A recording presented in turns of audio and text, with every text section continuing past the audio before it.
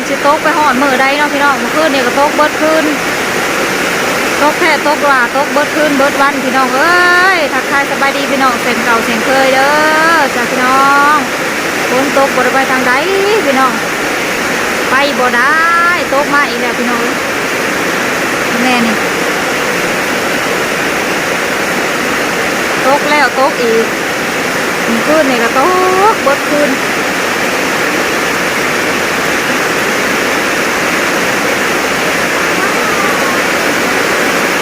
นี่ก็ตกมาอีกแล้วนี่พี่น้องโคตรโคตรนี่กำลังว่าสิไปหาดน้าเย็บเครื่องพี่น้องเอ้ยฝนตกมาอีกแล้วขี้ขาดฝนตกแล้วก็ขี้ขาดบ่อยากเห็นยังอยากไปทางใดพี่น้อง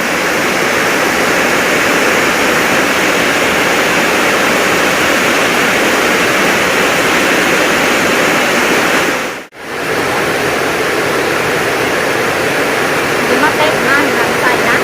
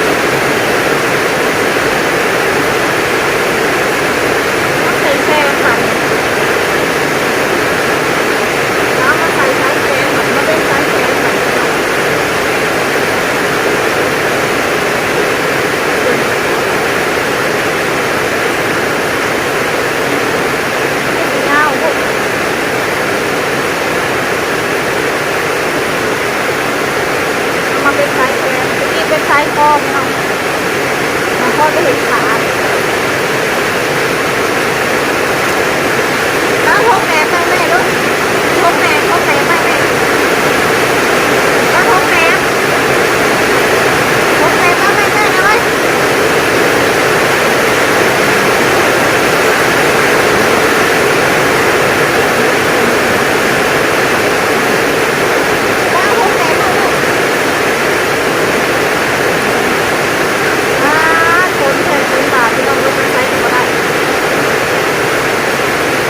คนทำใหญ่ๆแล้วใหญ่ๆเขาก็ลงเพลงของใดคือบนพื้นย่ออีกแล้วพี่น้องคนมาแต่ใช้เพลินว่าคือเล็บเตะลงมาหน่อยหนึ่งคนหลบบนพื้นพี่น้อง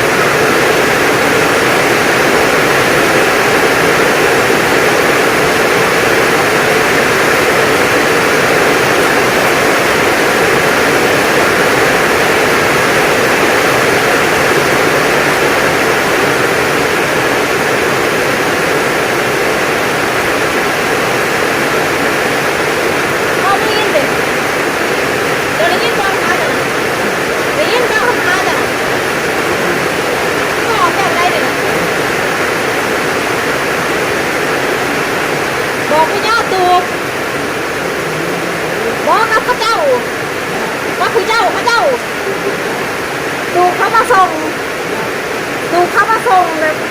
เอาลูกมาได้ฮะย่อกับข้าเจ้าดิ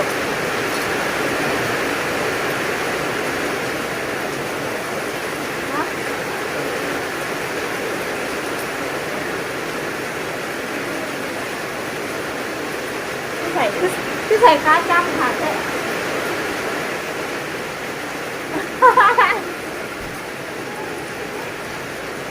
ตูบน้ำบอลปั๊มน้ำมันนะแล้วตูบน้ำห่านปั๊มน้ำมันนะอ้าวเกิดไปพระประธานหมู่ระบาดนี่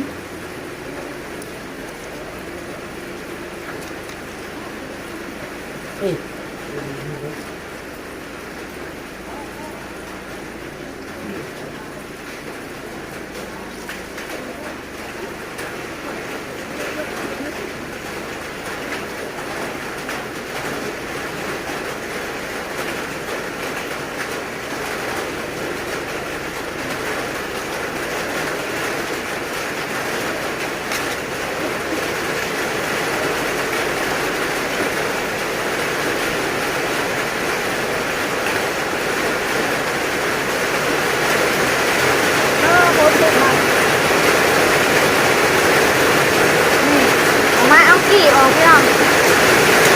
จะได้แห้งพ่อเศษขาดซื้อแพงก็นี่นะพี่น้องมันเป็นเศษมันมีตุ่มหูนำซื้อแพงเกือบ1,000 บาทพี่น้องเลยแต่ว่าตัวนี้นะโบแพงตัวนี้นะ500แต่ว่าน้องไม่ใส่ก็ได้ใส่แล้วมันยืดคอพี่น้องใส่แล้วรัดคอใส่ก็ได้ตัวนี้นะพี่น้อง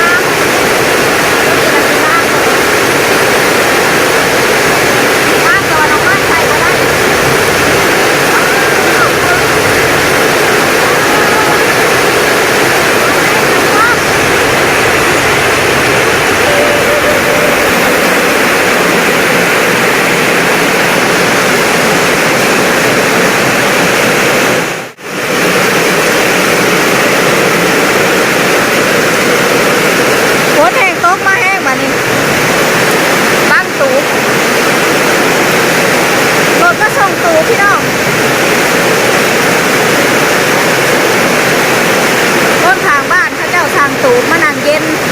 อยากได้เด้งามแต่พี่น้องแต่ว่าผมมีเงินซื้อทุกคน12,000ผู้พี่น้องตูมันตูบมุกหยาธรรมดานี่แหละพี่น้องเลย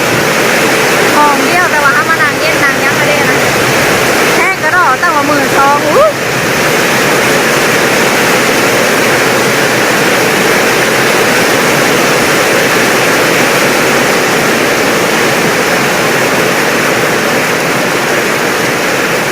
จะเป็นสาดฝนหมดเลยพี่น้องฝนตกแห้งแค่แห้งว่า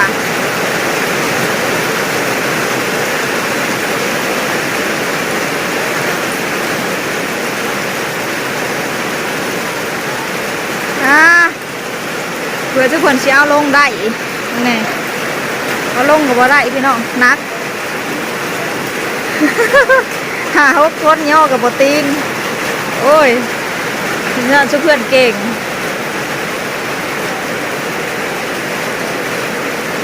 ย่างกับโบลงฮักกะติ้งขางหนึ่งค่ะได้นะพี่น้อง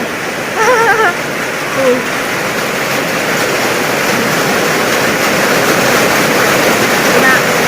ฮักกะลงขางหนึ่งชั้นกิ่งดิ่งมันกันนักได้เลยพี่น้อง6 คนทุกคนกูได้นะทุกคนเอาลงตลงได้พี่น้องเขาจะมาส่งว้าวโคตรเท่มาก